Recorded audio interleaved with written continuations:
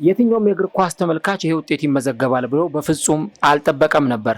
በጨዋታ ምሽቱ ላይ ሪያል ማድሪድ ጨዋታውን ያሸንፋል አሊያም ደግሞ ጨዋታው ባቻ ውጤት ይጠናቀቃል የሚሉ ግምቶች በስፋት ሲገመቱ ቆይተዋል። ነገር ግን የተገመተውና መጨረሻ ላይ የሆነው ፍጹም የተለያየ ነው። አርሰናል በጨዋታው ምሽት ላይ ሪያል ማድሪድን በተለይም በሁለተኛው አጋማሽ በፍጹም የበላይነትና በቆሙ ኳሶች የታክቲክ ብልሃት ሪያል ማድሪድን አሸንፎ መውጣት ችሏል። የአርሰናል ደጋፊዎች በኤምሬትስ ሰማይ ስር ያገኙትን ድል በከፍተኛ ሁኔታ ጮቤ የረገጡ ደስታቸውን የገለጹበት፣ ለሪያል ማድሪድ ደግሞ ትልቅ የጨዋታ ብልሃት ያሳዩበትና ሪያል ማድሪድን አይቀጡ ቅጣት ቀጥተው ወደ ስፔን የመለሱበት የጨዋታ ምሽት ነበር። አርሰናል በግማሽ በሩብ ፍጻሜው የመጀመሪያ ዙር ጨዋታ ሪያል ማድሪድን አሸንፎ የቀጣይ ዙር ግስጋሴውን ማሳመር የቻለበትን የጨዋታ ምሽት ማሳለፍ ችሏል። የአውሮፓ ቻምፒየንስ ሊጉን ጨዋታ ምን ይመስል ነበር የሚለውን ጉዳይ እንመለከታለን። ሰላማችሁ ይብዛ ውድ ቤተሰቦች፣ አራዳ ሜዳ ኦፊሻል ላይ ትገኛላችሁ። የአራዳ ሜዳ ኮሜንታተር ተስፋ ወርቅ ሉል ሰገር ነኝ። እንግዲህ በዚህኛው የአውሮፓ ቻምፒየንስ ሊግ ጨዋታ ብዙ ግምቶች ሲነሱ ነበር። ቀደም ሲል መግቢያ ላይ እንደነገርኳችሁ ጨዋታውን እንዴት ተመለከታችሁት? እናንተም አድማጮች በዚህ በዩቲዩብ ገጻችን ላይ ሀሳቦቻችሁን ልታጋሩን ትችላላችሁ። ከጨዋታው ጋር በተያያዘ በተለይም በሁለቱ አጋማሽ የነበረው በ2:45 ሁለት አይነት የጨዋታ እይታ የተመለከትንበት፣ ከዛም ባሻገር ደግሞ አርሰናል በሁለተኛው አጋማሽ ፍጹም የበላይነት ወስዶ ጨዋታውን ያጠናቀቀበት ምሽት ነበር። ለሚኬል አርቴታና ለልጆቹ ደግሞ የማይረሳና ጣፋጭ የሚባል ድልንም ማስመዝገብ ችሏል። በአሰላለፋቸው ላይ ስንመለከት አርሰናል 4-3-3 አሰላለፍን ይዞ ነው ወደ ሜዳ የገባው። በቋሚ 11 ውስጥ እንደተለመደው ዳቪድ ራያን በግብ ጠባቂ ቦታ ላይ ማሰለፍ ችሏል። ከዳቪድ ራያ ፊት ለፊት ሳሊባ እና ዣኩብ ኪቪዮር ገብቷል። ያው የማጋሌሽ መጎዳትን ተከትሎ ዣኩብ ኪቪዮር የአርቴታን ውሳኔ ተከትሎ በቋሚ 11 ውስጥ መግባት የቻለ ተጫዋች ነው። ከዛም ባሻገር በግራና በቀኝ በኩል ደግሞ ዩሬን ቲምበር እና ሉዊስ ስኬሊ ተሰልፈዋል። መሀል ሜዳው ላይ ፓርቴ፣ ኦዴጋርድ እና የጨዋታው ኮከብ ዴክላን ራይስ መሰለፍ የቻሉ ተጫዋቾች ናቸው። ከፊት መስመር ላይ ቡካዮ ሳካ እንዲሁ ደግሞ ጋብሪኤል ማርቲኔሊ እና ሚኬል ሜሪኖ ተሰልፈው መጫወት የቻሉ ተጫዋቾች ናቸው። በአንጻሩ በሪያል ማድሪድ በኩል ስንመለከት በባለፈው በቫሌንሲያ ከተሸነፉበት የጨዋታ አሰላለፍ አንዳንድ የተወሰኑ ለውጦችን ለማድረግ አሰልጣኝ ካርሎ አንቼሎቲ ሙከራ አድርገዋል። 4-4-2 ፎርሜሽን ነበር ይዘው የገቡት። ቲባውት ኮርቷ የቡድኑ ግብ ጠባቂ እንግዲህ ከጉዳት መልስ ዛሬ ጨዋታውን አከናውኗል። ቫልቬርዴ፣ አሴንሲዮ፣ ሩዲገር፣ አላባ የተከላካይ ቦታ ላይ የሚገኙ ተጫዋቾች ነበሩ። ሉካ ሞድሪች፣ ካማቪንጋ፣ ቤሊንግሃም እና እንዲሁ ደግሞ ሮድሪጎ ጎየሽ በአማካይ መስመር ላይ ሲገኙ ኬሊያን ኤምባፔ እና ቪኒ ጁኒዮር ደግሞ ፊት ለፊት መስመር ላይ የተሰለፉ ተጫዋቾች ነበሩ። ኤምሬትስ ዛሬ ከወትሮ በተለየ መልኩ ትልቅ ድባብ የተመለከትንበት ምሽት ነበር። በተለይ ደጋፊዎቹ ከጨዋታው አስቀድሞ ሲነገር እንደነበረው የአርሰናል ጽንፈኛ ደጋፊዎች ወይም አልትራፋንስ የሚባሉት ትልልቆቹ ሚዲያዎችም ሲያጋሩት እንደነበረው የአርሰናል እነዚህ ደጋፊዎች የተለያዩ መሳሪያዎችን በመጠቀም ክለባቸውንም ጭምር ሲያበረታቱ ተስተውሏል። ምናልባት እኔ ይሄን ድባብ የማስታውሰው አርሰናል ባርሰሎናን እንደዚህ በአውሮፓ ቻምፒየንስ ሊግ ጨዋታ ላይ ገጥመው በ16ቱ ጥሎ ማለፍ አርሻቪንና ቫምፐርሲ ሁለት ግቦችን አስቆጥረው አርሰናል 2-1 ጨዋታውን ሲያሸንፍ የዛ ምሽት ላይ ነበር ይህንን አይነት ድባብ የምናስታውስ የነበረው። ከዛ በኋላ እንግዲህ ምናልባት ከረጅም ጊዜ በኋላ ለመጀመሪያ ጊዜ የአርሰናል ደጋፊዎች በእንደዚህ አይነት ድባብ ክለባቸውን ለማበረታታት ሜዳ ውስጥ የነበራቸው ሁኔታ ተመልክተናል። ከዛም ባሻገር ግን ጨዋታው ከተጀመረ በኋላ አርሰናል በኳስ ቁጥጥሩ ረገድ የተሻለ ቡድን ነበር። በጥሩ መንገድ ኳስ ተቆጣጥሮ አርሰናል ለመጫወት ሙከራ ሲያደርግ ተመልክተናል። ግን ደግሞ የሪያል ማድሪዶች አፈጻጸም የተለየ ነበር። ኬሊያን ኤምባፔ ከአንድም ሁለት ጊዜ ወደ ዳቪድ ራያ የግብ መረብ በመሄድ ሙከራዎችን ለማድረግ ጥረት ሲያደርግ ተስተውሏል። ከዛም ባሻገር ፈታኝ የሆኑ ኳሶች ነበሩ። ፍጹም ቅጣት ምት ያሰጣል አያሰጥም የሚል ጥያቄም ተነስቶ ነበር። አርሰናሎች በተለይ ኳስ በእጅ ተነክቷል በሚል ያቀረቡት ጥያቄ ነበር። ነገር ግን ያ ጥያቄ ውድቅ ተደርጓል፣ ወይም ደግሞ በዕለቱ ዳኛ ተቀባይነት ሊያገኝ አልቻለም። የተለያዩ ሙከራዎችን ለማድረግ ጥረት ሲያደርጉ እንዲሁም ደግሞ አቅጣጫዎችን ለመጠቀም ሲሞክሩ ነበር። በተለይ ኬሊያን ኤምባፔ ፍጥነቱና እንዲሁ ደግሞ ኳሶችን ለመሞከር ያለው ፍላጎት ተነሳሽነቱ በጣም የሚያስገርም ነበር። በመጀመሪያው አጋማሽ የዚህ ተጫዋች ብቃት እንዲሁ ደግሞ በጨዋታው ላይ ጥሩ ምሽትን ያሳለፈ ተብሎ የተነገረለት የቡድኑ ምርጡ ተጫዋች ጁድ ቤሊንግሃምም የጨዋታ ላይ እንቅስቃሴው በጣም አስገራሚ ነበር። አርሰናል ኳሱን ተቆጣጥሯል። ከ60 በመቶ በላይ አርሰናል ኳስ ተቆጣጥሮ ሲጫወት ነበር። ግን የአርሰናል የኳስ ቁጥጥር የአርሰናል በሜዳ ላይ ያሳየው የቦል ፖዚሽን ጥሩ የሚባል ቢሆንም ነገር ግን በሙከራ ረገድ ደግሞ አርሰናል ጥሩ ጊዜ ማሳለፍ አልቻለም። ሪያል ማድሪዶች በአንጻሩ ተደጋጋሚ ሙከራዎችን እያደረጉ ዳቪድ ራያን የአርሰናልን ተከላካዮች ሲፈትኑ ነበር። እንደውም በአርሰናሎች በኩል ስህተቶች የሚመስሉ እንቅስቃሴዎችን ስንመለከት ነበር። ዊሊያም ሳሊባ ያሳየን እንቅስቃሴ ነበር።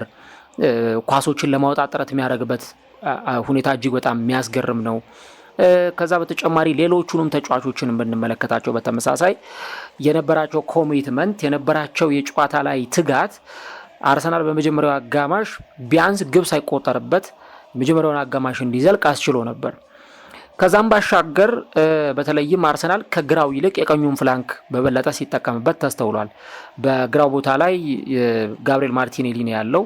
ማርቲኔሊ የተሻለ እንቅስቃሴ ለማድረግ ሞክሯል። ግን ደግሞ ብለን ጥያቄ ምልክት ውስጥ የምናስገባው ነገር ቢኖርም ለእኔ ቡካዮ ሳካ በመጀመሪያው አጋማሽ በአርሰናል በኩል የተሻሉ ከሚባሉ ጥቂት ተጫዋቾች መካከል አንደኛው ነው። ምክንያቱም ከአንድም ሁለት ጊዜ በቀኝ መስመር ላይ ያገኛቸውን ኳሶች ወደ ፔናልቲ ቦክስ ስፖቷ ላይ ለማቀበል ጥረት ሲያደርግ ነበር። እዛ ቦታ ላይ ዴክላን ራይስ፣ ሚኬል ሜሪኖ ከቅርብ ርቀት ላይ ሆነው ኳሶቹን ለማግኘት ጥረት ቢያደርጉም ግን ኳሶቹን ማግኘት ሳይችሉ ቀርተው በአርሰናል በኩል እንግዲህ የግብ ማስቆጠር ኦፖርቹኒቲዎች የተበላሹበት ነበር። ለአርሰናል በተለይ አስጊነቱ የሚያጠራጥር ወይም የሚያጠያይቅ አልነበረም። እንደዚህ አይነት እድሎችን ወይም እንደዚህ አይነት ኦፖርቹኒቲዎችን ባገኙባቸው ሰዓቶች ላይ የማይጠቀሙ ከሆነ እድሎችን በአግባቡ ክሬት እያደረጉ እነዛን እድሎች የማይጠቀሙ ከሆነ አርሰናል በሪያል ማድሪድ ሊቀጣ የሚችልበት እድል በጣም ሰፊ ስለመሆኑ ብዙዎቹ ሲገምቱም ጭምር ነበር። እንግዲህ ሪያል ማድሪድ በጥሎ ማለፉ ወይም ፕሌይኦፍ ባደረገበት ጊዜ ማንቸስተር ሲቲን ሲገጥም የነበረውን የሁለት ዙር ዶሚናንስ እናስታውሳለን። ከዛም ደግሞ አትሌቲኮ ማድሪድን ሲገጥም ያ 120 ደቂቃ የፈጀው ጨዋታ ምን ያክል በዚህ ቡድን የበላይነት በተለይ በመጀመሪያው ዙር ጨዋታ ላይ የነበራቸውን እንቅስቃሴ እናስታውሳለን። በሁለተኛው ዙር ላይ የበላይነት እንኳን ተወስዶባቸው ወይም የበላይነት እንኳን በተወሰደባቸው የጨዋታ እንቅስቃሴ ላይ እንዴት አሸንፈው መውጣት እንደሚችል የሚያውቅ ነው። ስለ ሪያል ማድሪድ ከዚህ ቀደም ደጋግመን ተናግረናል። የቻምፒዮንስ ሊግ ማስተር የሚባል ክለብ ነው። 15 ጊዜ ቻምፒዮንስ ሊግን በማሸነፍ የቻምፒዮንስ ሊግ ቀዳሚው ክለብ ነው። ካርሊቶ በርካታ የቻምፒዮንስ ሊግ ዋንጫን ማሳካት ችሏል። ስለዚህ ስለ ቻምፒዮንስ ሊግ ጥያቄ የሚነሳበት ክለብ አይደለም። በትንሽ ሞመንተም በጣም በጥቂት ሞመንተሞች እንዴት ጨዋታን አሸንፎ መውጣት እንደሚችል የሚያውቅ ክለብ ስለሆነ ለአርሰናል ደግሞ በጣም ተፈርቶለት ነበር። የአርሰናልን ግን አንዳንድ ሙከራዎች አለማድነቅ አይቻልም። በተለይ በመጀመሪያው አጋማሽ ሲሞከሩ የነበሩ ሙከራዎች ማርቲኔሊ እና ሜሪኖ ሞከሯቸውን ኳሶች ግብ ጠባቂው ቲቦ ኮርቷ በደብል ሴቭ ያወጣበት ሁኔታ የሚዘነጋ አልነበረም። ከዛም ባሻገር የሜዳ ላይ እንቅስቃሴው የቲቦ ኮርቷ በዚህ ጨዋታ ላይ ምናልባት በሪያል ማድሪድ በኩል ጥሩ እንቅስቃሴ ካሳዩ ተጫዋቾች መካከል እንደውም አርሰናል በዚህ ማርጂን ጨዋታውን አሸነፈ እንጂ በጣም ከዚህ በባሰ ሁኔታ ከዚህ በከፋ ሁኔታ ሪያል ማድሪድ ጨዋታውን ሊሸነፍ ይችል ነበር። ግን ለክለቡ ደግሞ በጣም አንገብጋቢ በሚባል ሁኔታ ወይም ወሳኝ በሚባል የጨዋታ መርሃ ግብር ላይ ግብ ጠባቂው ሲያድናቸው የነበሩ ኳሶች ልዩነት ፈጣሪ ናቸው። ጨዋታውን ግን የቀየሩ ተርኒንግ ፖይንቶች ነበሩ፣ ወይም የጨዋታው ተርኒንግ ፖይንት ነበር። አርሰናል በተደጋጋሚ በመጀመሪያው አጋማሽ የማዕዘን ምቶች ሲያገኝ ነበር። ወይ ዴክላን ራይስ ያሻማል፣ ወይ ቡካዮ ሳካ ያሻማል። እነዛ ኳሶች በተደጋጋሚ ጊዜ ሲሻሙ አንድም የአርሰናል ተጫዋች እነዛን ኳሶች ለመሞከር የቻለ ተጫዋች አልነበረም፣ ወይም ስኮር ለማድረግ የቻለ ተጫዋች አልነበረም። ግን ደግሞ የማዕዘን ምቶቹ ያስፈራሉ። ግብ ጠባቂው ፓንች ሲያደርግ ኳሶቹን ለማውጣት ሲሞክር እና ደግሞ ኳሶቹን ለማራቅ ወይም ከግብ ክልል ለማውጣት ቲቦ ኮርቷ ጥረት ሲያደርግ ተደጋጋሚ እንቅስቃሴዎችን በዚህ በመጀመሪያው አጋማሽ ላይ ተመልክተናል። ታዲያ ይሄ ተርኒንግ ፖይንት ወይም ደግሞ ክላይማክስ እንዴት ለአርሰናል ውጤት ሊያመጣ ቻለ የሚለውን ነገር ስንመለከት አርሰናል በሁለተኛው አጋማሽ ጎሎቹን ያገኘው ከቆሙ ኳሶች በመሆኑ ምክንያት ነው።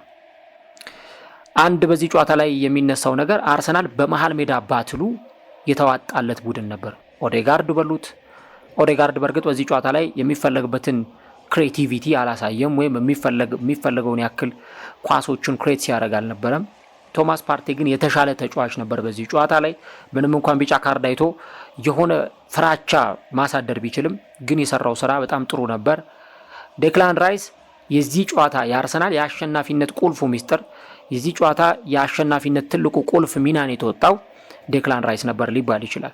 ኳሶችን የሚያወጣ የሚያቀብል፣ የሚሞክር ዴክላን ራይስን በተመለከተ ብዙ ነገሮች ሊባሉ ይችላሉ እና 105 ሚሊዮን ፓውንድ አርሰናል ከካዝናው ሰብሮ ይህንን ተጫዋች በክለቡ ሪከርድ ዋጋ ሲያስፈርም ለምንድን ነው ይህንን ተጫዋች በዚህ ሁሉ ዋጋ ያስፈረመው? ዘንድሮ እኮ ተጫዋቹ አቋሙ ሲወርድ ተመልክተን ነበር። ዴክላን ራይስ ጥሩ አይደለም ሲባል ተመልክተናል። ግን ዴክላን ራይስ የወጣበት ዋጋ ምን ያክል ተገቢ እንደሆነ፣ የወጣበት ዋጋ አፕሮፕሬት እንደሆነ ይሄኛው ጨዋታ በደንብ አሳግቷል። አርሰናል 3-0 አሸንፏል። 3-0 ሲያሸንፍ ዴክላን ራይስ 2 አስገራሚ የቅጣት ምት ጎሎችን ማስቆጠር ችሏል። የሪያል ማድሪዱ ግብ ጠባቂ ቲቦ ኮርቷ ከጨዋታው መጀመሪያ አስቀድሞ ምን ሲል እንደነበረ እስቲ አድማጮች አስታውሱ። በቆሙ ኳሶች ላይ አርሰናሎች ምርጥ እንደሆኑ እናውቃለን፣ እናም ለነሱ ተዘጋጅተናል፣ በበቂ ሁኔታ ልምምድ ሰርተናል ብሎ ነበር ግብ ጠባቂው። ዴክላን ራይስ ግን ያ ዝግጅት ከአርሰናል የቆመ ኳስ ታክቲክ በላይ እንዳልሆነ በዚህ የቅጣት ምቶች ላይ ማሳየት ችሏል። ግቦቹ የተቆጠሩበትን መንገድ ስትመለከቱ የተጫዋቹን ኢንዲቪጁዋል ብሪሊያንስ ያሳያል። ልክ የቅጣት ምቱ ሊመታ ሲል የአርሰናል የቆሙ ኳሶች አሰልጣኝ ኒኮላ ዮቨር አርቴታ ከቆመበት አጠገብ ቆሞ ዴክላን ራይስ እንዴት መምታት እንዳለበት የሆኑ አቅጣጫዎችን ሲያሳየው ነበር። እሱም አላሳፈረውም። ኳሱን የመታበት ዲግሪ፣ ኳሱን ያስቆጠረበት መንገድ እጅግ በጣም የሚያምር ነው።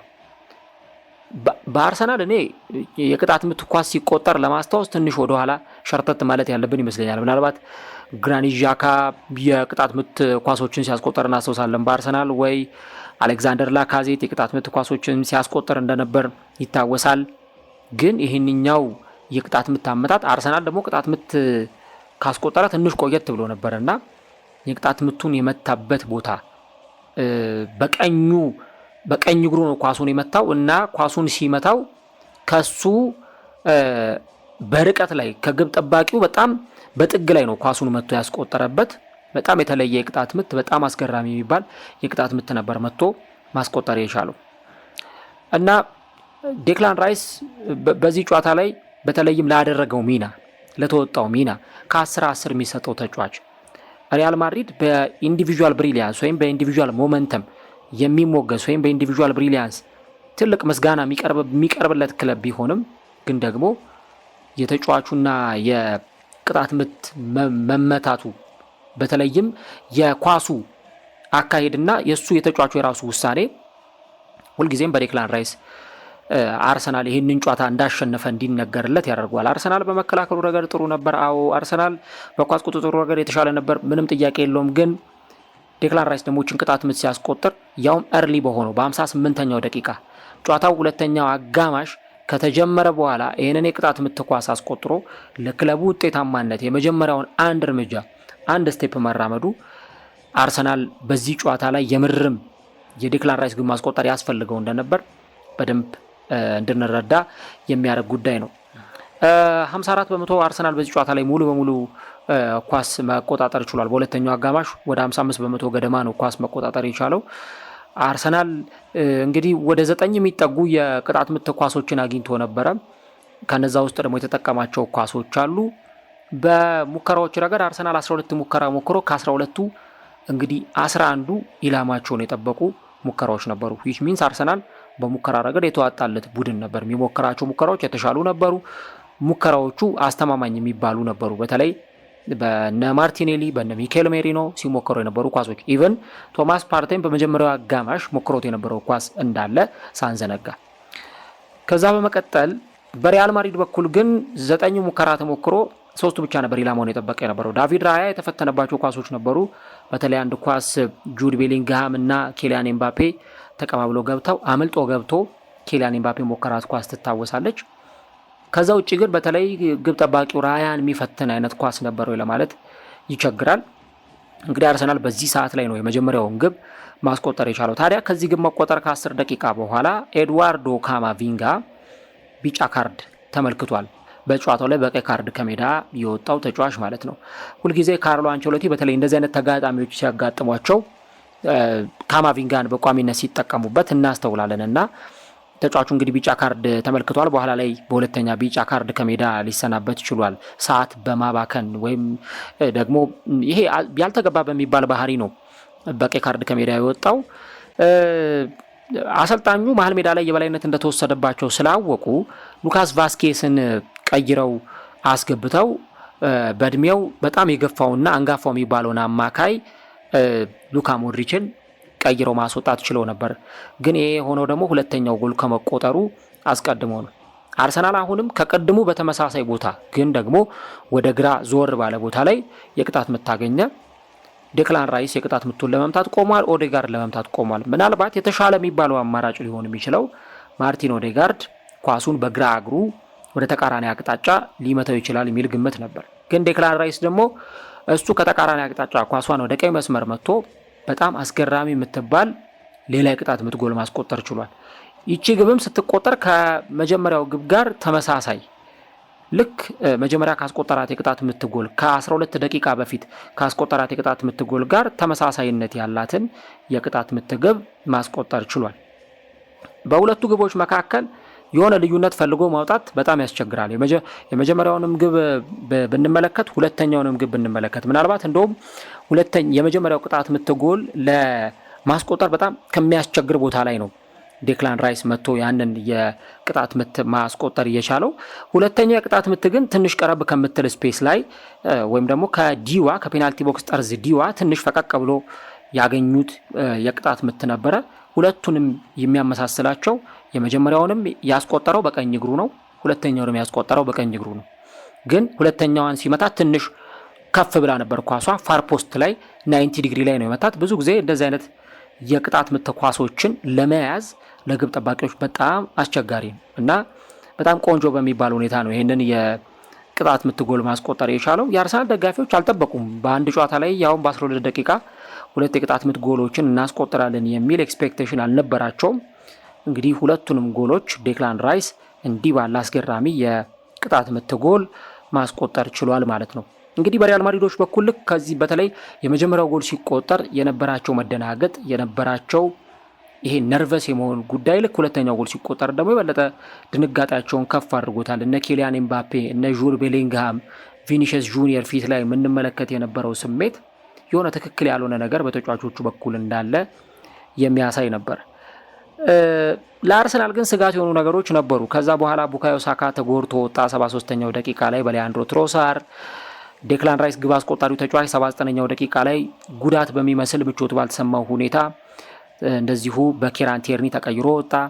ዩሬን ቲምበር ሙሉ 90 ደቂቃውን ምቾት ሳይሰማው እያነከሰ ተመልሶ ወደ ሜዳ እስከ መግባት ደረጃ ድረስ ደርሶ ዋጋ የከፈለበት ምሽትም ጭምር ነበር። እሱም እንደዚሁ በቤን ዋይት ተቀይሮ ወጥቷል እና ምናልባት እነዚህ ሶስት ተጫዋቾች ቀጣዩ የሳንቲያጎ በርናቦ ጨዋታ ላይ የማይኖሩ ከሆነ ለሚኬል አርቴታ ትንሽ ሊያሰጋ ይችላል። ሶስት ተጫዋቾች በጣም ወሳኝ ናቸው። ሳካም ሳካ ነው፣ ዴክላን ራይስም ዩሬን ቲምበርም በተመሳሳይ ሶስቱም ያሉበት ደረጃ የሚታወቅ ነው እና በጉዳት ምክንያት እንግዲህ ሶስቱም ከዛ በኋላ ተቀይረው ሊወጡ ችለዋል። ምናልባት ጉዳታቸው ለምን ያክል ጊዜ ሊያቆያቸው ይችላል? ምናልባት ያን ያክል ከባድ አይመስልም የሶስቱም። ግን ቲምበር ምናልባት እረፍት ይፈልጋል። አምና ከነበረበት የኤሲኤል ጉዳት ከቀዶ ጥገናው መልስ ነው ዘንድሮ ያለምንም እረፍት እየተጫወተ የሚገኘውና ድካምም ፋቲግም ተጫዋቾቹን ትንሽ ሊያስቸግራቸው እንደሚችል ነው መጠበቅ የሚቻለው እና ይህንን ጉዳይ መናገር ያስፈልጋል። ከዛ በኋላ ግን 75ኛው ደቂቃ ላይ ደግሞ ሚኬል ሜሪኖ ግብ አስቆጥሯል። ሚኬል ሜሪኖ ያው በቃ በችግር ነው እየተሰለፈ የሚገኘው። አርሰናል አጥቂ እንደሌለው ይታወቃል። ያው አጥቂ አልባ ስለሆነ አርሰናል ያለው አማራጭ ይህንን ተጫዋች መጠቀም ነው። ግን ይህንን ተጫዋች ደግሞ ሜዳ ላይ እያሰለፈ ባለበት ሂደት ተጫዋቹ ግብ ከማስቆጠር የሚሰንፍ ተጫዋች አይደለም። በተለያዩ ጨዋታዎች ላይ ግቦችን እያስቆጠረ ነው የሚገኘው። በመጀመሪያው አጋማሽ ግብ ማስቆጠር የሚችልበት ጥሩ እድል አግኝቶ ነበር። እንደው ሳይጠቀምባት ቀረ፣ ግብ ጠባቂው መለሰበት እንጂ። ተቀይሮ የገባው ሊያንድሮ ትሮሳርድ ደግሞ ለዚህ ጎል መቆጠር ትልቁን አስተዋጽኦ ማበርከት የቻለ ተጫዋች ነው። ትሮሳርድ ያቀበለውን ኳስ በጣም በጥሩ መንገድ ማቀበል ችሏል ሉዊስ ስኬሊ። ከዛ በኋላ በመቀጠል እንደዚሁ ግቡን አስቆጥሮ ሚኬል ሜሪኖ አርሰናል ጨዋታውን 3-0 በሆነ ውጤት እንዲመራ አስችሏል ማለት ነው። ስለዚህ ለአርሰናል ምሽቱ በአጠቃላይ እንደው በጣም ትልቅ የሚባል ታሪክ የሰሩበት ምናልባት በአርሰናል ክለብ እግር ኳስ ታሪክ ከተመዘገቡ በጣም ትልልቅ ከሚባሉ ውጤቶች መካከል አንዱ ስለመሆኑ ያለ ጥርጥር እንድንናገር ያስችለናል። ሪያል ማድሪድ ከዛ በኋላ የተሻለውን ነገር ለማድረግ እንኳን አቅም የሚያገኝበት ሁኔታ ላይ አልነበረም። ወደ ጎል በተደጋጋሚ ለመሄድ ሙከራ ሲያደርጉ ተመልክተናል። አሰልጣኙ ዳቪድ አላባን ቀይረው በማስወጣት ፍራን ጋርሲያን ወደ ሜዳ አስገብተዋል። ብራሂም ዲያዝን ቀይረው አስገብተው ሮድሪጎ ጎዬሽን አስወጥተዋል። የተሻሉ የሚሏቸውን አማራጮች ለማድረግ አሰልጣኙ ሞክረው ነበር። ግን እነዚህን ሁሉ አማራጮች ቢያደርጉም የምር የአርሰናል የሁለተኛው አጋማሽ እንቅስቃሴ ኢንክሬዲብል የሚባል በጣም ትልቅ የሚባል ምሽትን ነበር ማሳለፍ የቻሉት።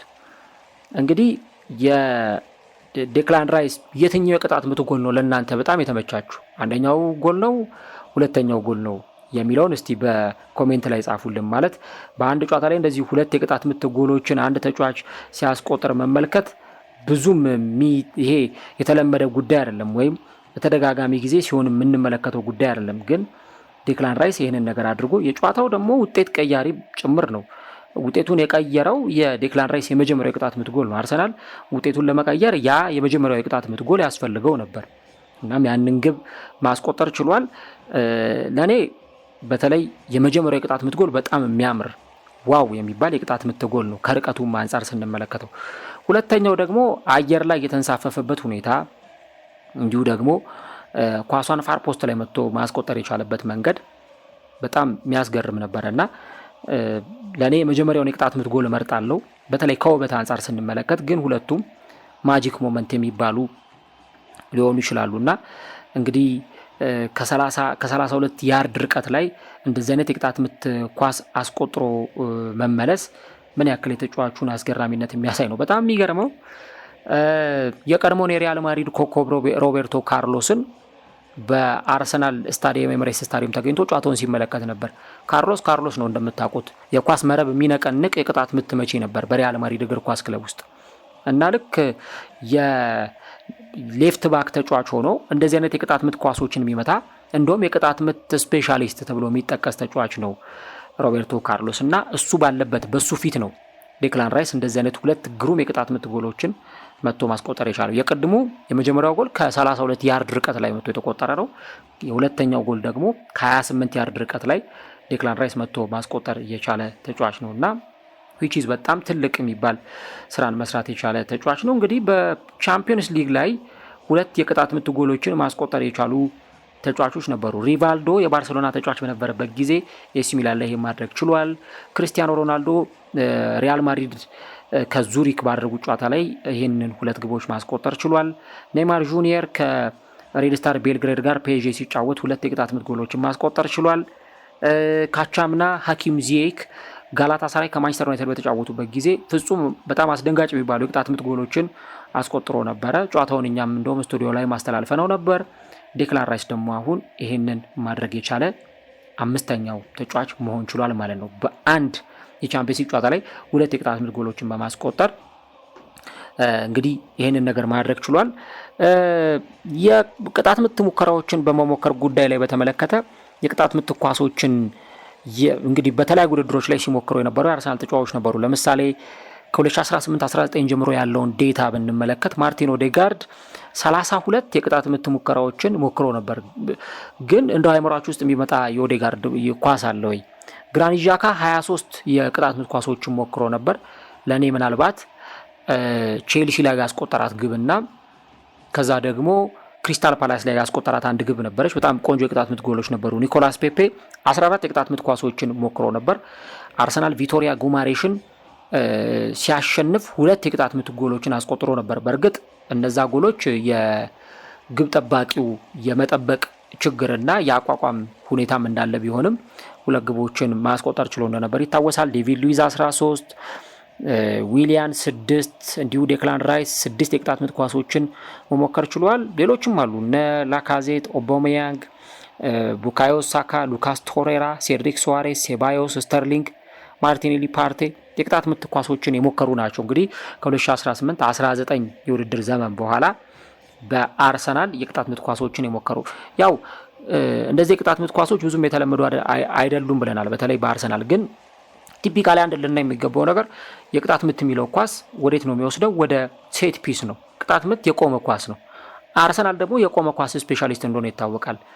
ቅጣት ምት የሚለው እንግዲህ እዚህ ውስጥ የሚያካትተው የማዕዘን ምት ሊሆን ይችላል፣ ፔናልቲ ሊሆን ይችላል፣ ከቅጣት ምት የሚሻገሩ ተሻጋሪ ኳሶች ሊሆን ይችላል። ዛሬ ደግሞ ዴክላን ራይስ እንደዚህ ዳይሬክት መጥቶ እንዳስቆጠራቸው አይነት 2 የቅጣት ምት ጎሎች ሊሆን ይችላል። አርሰናል ከቆሙ ኳሶች ግቦችን ለማስቆጠር በጣም የተቸገረ ቡድን ነበር ያለፉትን ጨዋታዎች። አሁን ግን ወደዛ ነገሩ እየተመለሰ እየመጣ ያለ ይመስላል እና ይሄ የምርም ከልምምድ የመጣ ዴክላን ራይስ ደጋግሞ ትሬኒንግ ላይ ይሄን ነገር ተግባራዊ አድርጎት የመጣ ነገር ነው እንጂ ድንገት ዛሬ ዴክላን ራይስ መጥቶ እኔ ነኝ የቅጣት ምት የምመታው ብሎ ሜዳ ላይ ገብቶ ያደረገው ነገር አይደለም።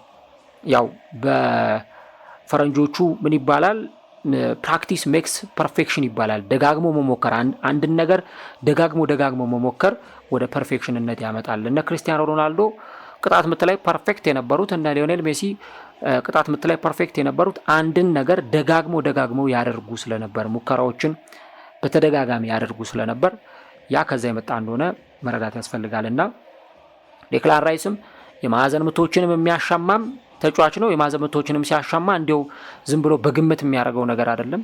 በደንብ ልምምድ ሜዳ ላይ እየተሰራበት ነው። የአርሰናል የማዕዘን ምቶች ደግሞ ብዙ ጊዜ እንደምታውቁት ወደ ውስጥ እየታጠፉ የሚሄዱ የቅጣት ምት ኳሶች ናቸው። እንደገና ደግሞ አሁን የሚመቱ የቅጣት ምት ኳሶችም ይሄ ከልምምድ የመጣ ነው። የራይስ ኳሶች 2ቱ ኳሶች የታጠፉበት አዟዟር፣ የኳሱ የሹት ሬንጅ፣ ጥንካሬው እኔ የትኛውም ግብ ጠባቂ ይሄንን ኳስ ይመልሷል ብዬ ማሰብ ይከብደኛል እና በጣም አስገራሚ ኳስ ነበር ማለት ይቻላል። ዞሮ ግን አርሰናል በዚህ መንገድ ጨዋታውን አሸንፎ መውጣት ችሏል ማለት ነው። ዋናው የዴክላን ራይስ 2 ግቦች ይህንን ጨዋታ ለማሸነፍ ትልቅ የሆነ ግብዓት ሆኗል ብለን መናገር እንችላለን። ከዛ ውጪ የአርቴታ ተጫዋቾች በመከላከል ረገድ 4ኛው ሪከርድ የሆነውን ቁጥር ማስመዝገብ ችሏል። እንግዲህ አርሰናል በአንድ የ90 ደቂቃ ጨዋታ ላይ ከፍጹም ቅጣት ምት ውጪ 0.79 ነው የግብ ዕድል ሊፈጠርበት የሚችለው። እናም ይሄ 4ኛው ጠንካራ መከላከል ያለው ክለብ እንዲሆን ያደርገዋል አርሰናልን። ከሪያል ማድሪድ ጋር ደግሞ ሲጫወት አርሰናል ወደ ኋላ ተመልሶ በ4-4-2 ፎርም ሲከላከል ልንመለከተው እንችላለን። የዲፌንሲቭ ብሎኩ አጥሩ ይሰራል። በፍጹም የትኛውንም አጥቂ የሚያስገባ አይደለም። ሪያል ማድሪዶች ለማጥቃት ሲሞክሩ የነበረው ስህተቶችን በመፈለግ ነው። ለምሳሌ ኬሊያን ኤምባፔ ሾልኮ የገባበት አይነት ወይ ደግሞ ቪኒሲየስ ጁኒየር ከአንድም 2 ጊዜ እነዛን ነገሮች ለማድረግ ጥረት ሲያደርግ የነበረበትን ሁኔታ አይተናል። ግን በዛኛው ቪዲዮ ላይ እንዳደረስኳችሁ ሚኬል አርቴታ የነበረው የመከላከል ስትራቴጂ አንደኛው ተጫዋቾችን ለየብቻ ማርክ በማድረግ ለምሳሌ ኬሊያን ኤምባፔ ማርክ የሚደረገው በዊሊያም ሳሊባ ነው። ቪኒሲየስ ጁኒየር እስቲ በዚህ ጨዋታ ላይ አንድ እንደው ወይ 2 የተለየ ተጽዕኖ ፈጥሯል የምትሉበት እንቅስቃሴ አለ ወይ የምታስታውሱት? ያ ነው ትልቁ ጥያቄ የሚሆነው። ቪኒሲየስ ጁኒየር በዓለማችን ላይ ኮከብ ከሚባሉ ለባለንዶር ከሚታጩ ተጫዋቾች መካከል አንዱ ነው። ግን በዚህ ጨዋታ ላይ ምንም ነበር ማለት ይቻላል። እንደውም ከሱ ይልቅ ኬሊያን ኤምባፔ የተሻለ ነበር፣ ቤሊንጋም የተሻለ ነበር። ሮድሪጎ ጎየሽ በመጀመሪያው አጋማሽ በአንጻራዊነት የተሻለ ነበር። ሁለተኛው አጋማሽ ላይ ግን ምን አይነት እንቅስቃሴዎችን ሲያሳይ ነበር? ይህም በደንብ ሊታይ የሚገባው ጉዳይ ነው። እነዚህን ጥያቄዎች መመለስ እስካልቻለን ድረስ ሪያል ማድሪድ በአርሰናል መከላከል ውስጥ ተውጦ ስላለመቅረቱ ምንም አይነት ማስረጃ ልንሰጥ አንችልም እና ተጫዋቾቹ ከተከላካይ ጀርባ መሮጥ የሚችሉ ተጫዋቾች ናቸው። ግን በደንብ ማርክ በመደረጋቸው ምክንያት የተሻለ ነገር መፍጠር ሳይችሉ ቀርተዋል። በመጨረሻ ልንመለከት የምንችለው ሪያል ማድሪድ እንዴት እንደዚህ ሊዳከም ቻለ የሚለውን ጉዳይ ነው። እንግዲህ በሳምንቱ መጨረሻ በቫሌንሲያ ሲሸነፍ ፍጹም ያልተጠበቀውን ቡድን አይተናል። በሪያል ማድሪድ በኩል የተፍረከረከውን ትክክል ያልሆነውን በእርግጥ በቅዳሜው ጨዋታ ላይ ብቻ አይደለም አመቱ ሙሉ ሪያል ማድሪድ እንደዚህ ነበር ሲጫወት የነበረው። የተጫዋቾች ጉዳት፣ ሌሎች ነገሮችን ልናነሳ እንችላለን። ግን በሳምንቱ መጨረሻ ላይ በቫሌንሲያ ሲሸነፍ ሙሉ ስኳዱን ነው የተጠቀመው ከአንድ ወይም ከሁለት ተጫዋቾች በስተቀር እና ተጫዋቾች በቂ ረፍት አላደረጉም። እሁድ ዕለትን ነው ሊያርፉ የሚችሉት። ከዛ በኋላ ሰኞ ዕለት ወደ ለንደን ተጉዘው ማክሰኞ ዕለት ደግሞ ከአርሰናል ጋር የመጫወት ግዴታ አለባቸው። ስለዚህ ያ መሆኑን ተከትሎ ጨዋታው የበለጠ አስቸጋሪ ሊሆን እንደሚችል፣ ለዚህ ክለብ በጣም ፈታኝ ሊሆን እንደሚችል በእነዚህ ነገሮች መገመት ይቻላል። ሪያል ማድሪድ በአውሮፓ ቻምፒየንስ ሊግ ጨዋታ በጣም አንገቱን ከደፋባቸው ጨዋታዎች መካከል አንደኛው የጨዋታ ነው። ሪያል ማድሪድ ምናልባት ከዚህ ቀደም የተሸነፈባቸውን ጨዋታዎች ልናስታውስ እንችላለን፣ በቻምፒየንስ ሊግ የሆኑ ክለቦችን ጠርተን ማለት ነው። ግን ይህኛው ጨዋታ ደግሞ በተለይ በሁለተኛው አጋማሽ የበለጠ ዶሚኔት የተደረጉበት የጨዋታ ምሽት ነበር። ከዛም ባሻገር ግን በተለይ ደግሞ ከተጠባባቂ ወንበር ተነስተው ውጤት የሚቀይሩ ተጫዋቾች ነበሩት ይሄ ክለብ ወይም ደግሞ ከቤንች ላይ ተነስተው ውጤት ማምጣት የሚችሉ ተጫዋቾች ነበሩት ወይ ብለን ስንል አጠራጣሪ ነገሮች እንዳሉ ልናነሳ ይገባል። የሆኑ እድሎች ተፈጥረዋል በመጀመሪያው አጋማሽ። ሁለተኛው አጋማሽ ላይ የተወሰኑ ነገሮች ነበሩ። ግን ሪያል ማድሪድ ደግሞ እነዛ የቅጣት ምት ኳሶች፣ እነዛ ተደጋጋሚ ሙከራዎች አርሰናል እንደው የቅጣት ምት ኳሶቹን አንስተን በቅጣት ምት የተሻለ አርሰናል ስለሆነ ብለን ልናነሳ እንችላለን እንጂ ከቅጣት ምቱም ውጭ አርሰናል በጣም ምርጥ ማጥቃት ነበረው። በተደጋጋሚ የቲሞት ኮርቷን ቦታ የተመላለሱበት ግብ ጠባቂውን ሲፈትኑት ነበር። ሚካኤል ሜሪኖም ጨዋታው እንዳለቀ ዴክላን ራይስ በእግር ኳስ ሕይወቴ አይቼ ማላቀውን እጅግ በጣም ጥሩ ኳስ አክሮ የመምታት ችሎታ ያለው ተጫዋች ነው። እናንተ ተገርማችሁ ሊሆን ይችላል፣ እኛ ግን በፍጹም አልተገረምንም ብሏል። ለዛ ነው ቅድም ይሄ ነገር ከልምምድ የመጣ ነው እንጂ ዝም ብሎ አንዳች የመጣ ነገር አይደለም ብዬ ያልኳችሁ ለዛ ነው። እኛ አልተገረምንም አለ ሚካኤል ሜሪኖ። ምክንያቱም ልምምድ ላይ ደጋግሞ ሲያደርገው ስለነበር አመታቱን ኮንፊደንሱን ስትመለከቱት ያን ነገር የማድረግ አቅም እንደነበረው በደንብ በሜዳ ላይ ማሳየት ችሏል። ከዛ በተጨማሪ በአርሰናል በኩል በተለይ ትልቅ የሚባለውን ስራ ሰርተው ደግሞ የመጀመሪያውን አጋማሽም በሁለተኛውም አጋማሽ የተጫወቱ ተጫዋቾች ነበሩ። በቀይ መስመር ላይ የተጫወቱ ቡካዮ ሳካ በጣም ፈተና ነበር የሆነበት ለዴቪድ አላባ። ኳሶችን ይዞ የሚሮጥበት መንገድ፣ እንቅስቃሴዎቹ ሁሉ እጅግ በጣም የሚያስገርሙ ነበሩ። ስለዚህ በዚህኛው የጨዋታ ምሽት ላይ አርሰናል የተሻለውን ውጤት ለማምጣት የቡድን ውህደት፣ የቡድን ጥምረት የነበረው ክለብ ነበር። እንግዲህ ከ19 ዓመት በፊት አርሰናል ሪያል ማድሪድን በቻምፒየንስ ሊግ አሸነፈ። አሁን ደግሞ ከ19 ዓመታት በኋላ ድጋሚ ተገናኙ። ሪያል ማድሪድ ግን አርሰናልን ለማሸነፍ ምንም አይነት አቅም አልነበረውም። በሜዳ ላይ በአርሰናል ተበልጧል። ይሄ መሆኑንም ተከትሎ በጨዋታው ላይ እንግዲህ የሽንፈትን ጽዋ ለመጎንጨት ተገዷል ማለት ነው። አርሰናል ምናልባት የተጫዋቾቹ መጎዳት የነ ቡካዮ ሳካ የነ ቲምበር መጎዳት እንደው የሆኑ የሚያሳስቡ ርዕሶችን ሊፈጥሩ ይችላሉ። ምናልባት ለቀጣዩ የመልስ ጨዋታ ይደርሳሉ ወይ ከሚለው ጉዳይ ጋር ተያይዞ ያ ካልሆነ በስተቀር ግን ይህንን ጨዋታ በተመለከተ አርሰናል ምርጥ ምሽትን ያሳለፈበት፣ ምናልባት ሚኬል አርቴታ ጨዋታው ከመጀመሩ አስቀድሞ ሲናገር እንደነበረው ክለቡን ወደ ተሻለ ደረጃ ለማምጣት ወይም የአውሮፓ ቻምፒየንስ ሊግ ታሪኩን ለመቀየር የሚችልበትን እድል ለመፍጠር እንሰራለን ሲል ነበር እና ሆኖስ አርሰናል ዘንድሮ ግማሽ ፍጻሜ የማይገባበት ምን ምክንያት አለ? አርሰናል ፍጻሜ የማይደርስበት ኢቭን ዋንጫ የማያነሳበት ምንም ምክንያት የለም። ያ እንደሆነ በደንብ ታይቷል። ዴክላን ራይስ እኮ በዚህ ጨዋታ ላይ ብቻ አይደለም ሲሞገስ የነበረው ማን ኦፍ ዘ ማች የተባለው። ከዚህ ጨዋታ ማስቀድሞ በአምስቱ ታላላቅ በሚባሉ የአውሮፓ ሊጎች ላይ 15 ትልልቅ የግብ ዕድሎችን በመፍጠር የሚስተካከለው አማካይ የለም አውሮፓ ውስጥ። በጀርመን በሉት፣ በስፔን በሉት፣ በጣሊያን በሉት፣ በእንግሊዝ በፈረንሳይ ጭምር በእነዚህ 5 ሊጎች ውስጥ ትልልቅ ዕድል በመፍጠር የሱን ያክል ኢንቮልቭመንት ያለው ተጫዋች የለም። ስለዚህ ይህን ነገር ደግሞ ከማድረግ አንጻር የተሻለውን ነገር ማድረግ ችሏል። ሌላው በጣም የገረመኝን አንድ ነገር ልንገራችሁ። ዴክላን ራይስ 2 የቅጣት ምት ጎል አስቆጥሯል። ኬሊያን ኤምባፔ እንግዲህ ወደፊት ባሎን ዶሮን ያነሳል። በቀጣዮቹ ዓመታት እግር ኳስ ላይ በደንብ በንግስና ይታያል ተብሎ የሚጠበቅ ዓለም ዋንጫን ያሸነፈ ትልልቅ ስኬቶችን ያገኘ ተጫዋች ነው። ኬሊያን ኤምባፔ አንድም የቅጣት ምት ጎል በእግር ኳስ ሕይወቱ አስቆጥሮ አያውቅም። አንድም የቅጣት ምት ጎል እንግዲህ ትልልቅ የምንላቸው ተጫዋቾች ሊዮኔል ሜሲ፣ ሮናልዶ፣ ሌሎች ተጫዋቾች ቅጣት ምት ጎሎችን ሲያስቆጥሩ እናውቃለን። ኬሊያን አንድም የቅጣት ምት ጎል አስቆጥሮ አያውቅም በእግር ኳስ ሕይወቱ። እንግዲህ ከሱ ፊት የቆመው ዴክላን ራይስ ግን 2 የቅጣት ምት ጎሎችን አስቆጥሯል። ቅድም ትምህርት የሰጧቸው ያልኳችሁም ለዚህ ነው እና በጣም የሚያስገርም ነው ልንል እንችላለን የዚህ ተጫዋች ግብ ማስቆጠር። አርሰናል እንግዲህ በዘንድሮ የአውሮፓ ቻምፒዮንስ ሊግ ያ በተለይ የተሸነፈበት ጨዋታ እንዳለ ሆኖ በ2023 ወደ ቻምፒዮንስ ሊግ ከተመለሰ በኋላ በአውሮፓ ቻምፒዮንስ ሊግ ላይ ያለውን ሪከርድ የበለጠ እየጨመረ ሄዷል። በሜዳው 11 ጨዋታዎችን አድርጓል አርሰናል።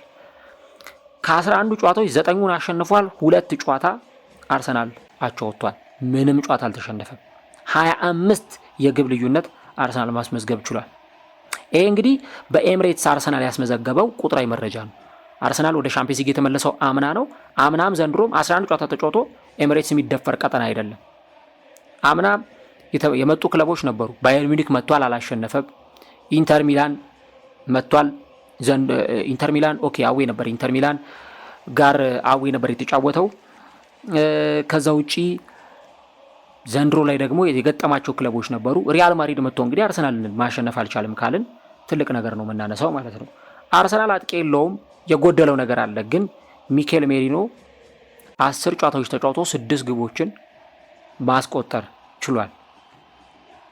ይሄ ደግሞ ሪያል ማድሪድ ላይ አሁንም ይህን ነገር ሲያደርግ ተመልክተናል። ሌላው በዚህ ጨዋታ ላይ በጣም አስደናቂ የሚባል ምሽትን ያሳለፈው ማይልስ ሉዊስ ስኬሊ ነው። ይሄ ታዳጊ ተጫዋች ለግቡ መቆጠር 3ኛውን ግን ሚኬል ሜሪኖም ሲያስቆጠር ትልቅ አስተዋጽኦ ነበረው።